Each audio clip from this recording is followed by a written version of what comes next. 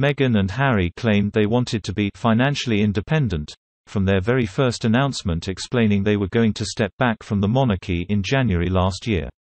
They signed a deal with Netflix last year of historic value, said to be worth $150 million, £107 million, and a subsequent contract with Spotify, estimated to be worth $25 million, £18 million.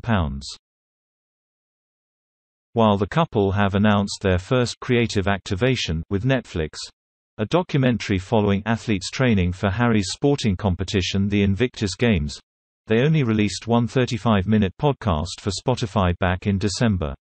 There has been radio silence from the Sussexes about the podcast branch of their new venture, Archwell Audio, over the last 6 months.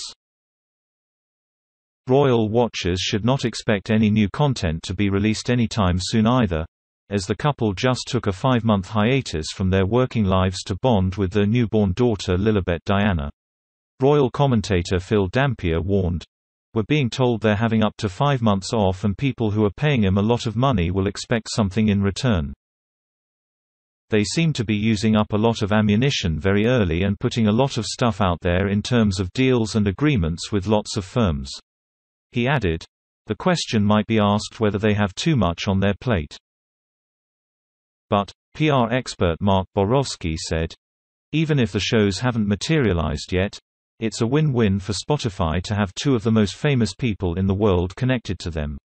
Still, he added that Harry and Meghan will be under scrutiny to deliver content when speaking to The Sun. After all, the couple will not receive their full fee until after they have fulfilled all their obligations in their contract with Spotify, which suggests more content should be on the way. Royal commentator Angela Levin even told Talk Radio that the only episode they have released, their holiday special, was extremely boring.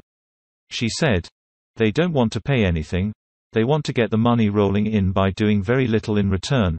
That has been shown up with Spotify." They were offered an £18 million contract. They did one extremely boring podcast for half an hour where people like Elton John were complaining that they could not take their private planes. They were not questioned by Meghan and Harry. They just had to send in a 5 or 10 minute clip. I think Spotify is going to take action in August unless they make up their minds. It has been pointed out that, considering they have only released one episode, the Sussexes have been paid a staggering £486,000 per minute of content for Spotify so far.